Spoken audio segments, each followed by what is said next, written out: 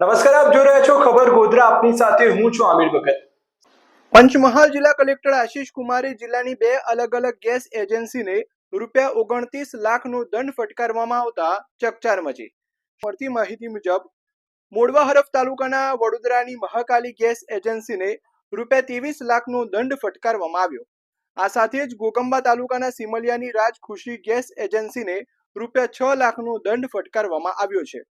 જિલ્લા પુરવઠા વિભાગની ટીમ દ્વારા કરવામાં આવેલી તપાસમાં આ બંને ગેસ એજન્સી દ્વારા ઉજ્જવલા યોજના હેઠળના લાભાર્થી પાસેથી 500 થી 600 રૂપિયા વસૂલવામાં આવ્યા હોવાની હકીકત સામે આવી હતી.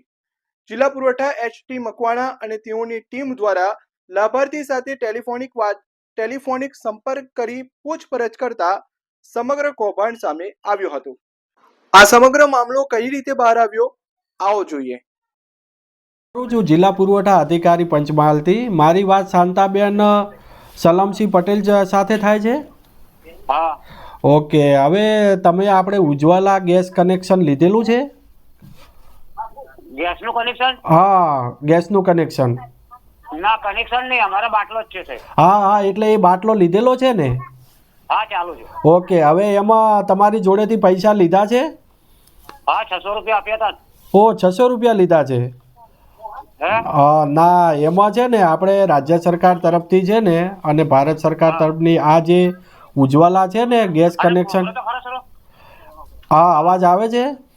હા, આવે છે. આ જે ઉજ્જવલા પંચમહાલ જિલ્લામાં ટોટલ 18 ગેસ એજન્સીઓ આવેલી છે, જેમાં અમારી જિલ્લા પુરવઠાની ટીમ દ્વારા અગાઉ 2 ગેસ એજન્સીઓની તપાસ કરવામાં આવેલી હતી.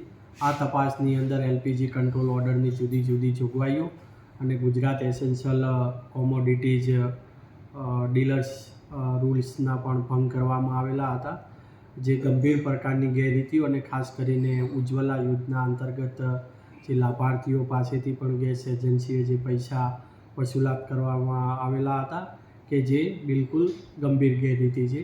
તે તમામને ધ્યાનમાં રાખી અને જે કેસ છે એ કેસ આવશ્યક ચીજ વસ્તુ ધારા 1955 હેઠળ કલેક્ટર સાહેબ દ્વારા ચલાવી અને મોરવા હડફની વાડોદર ગેસ એજન્સી કે જેનું નામ છે મહાકાલ ગેસ એજન્સી, એ ગેસ એજન્સીને 23,28,500 રૂપિયાનો દંડ ફટકારવામાં આવેલો છે. અને બીજી એજન્સી છે જે ગોગંબા તાલુકાની સિમલિયા ખાતેની જે રાજખુશી ગેસ એજન્સી છે, એ ગેસ એજન્સીને 6,32,417 રૂપિયા દંડ તરીકે ફટકારવામાં આવેલો છે. આમ કુલ મળીને 29,60,917 રૂપિયાની દંડ અંગેની કાર્યવાહી દંડાત્મક કાર્યવાહી કરવામાં આવે છે.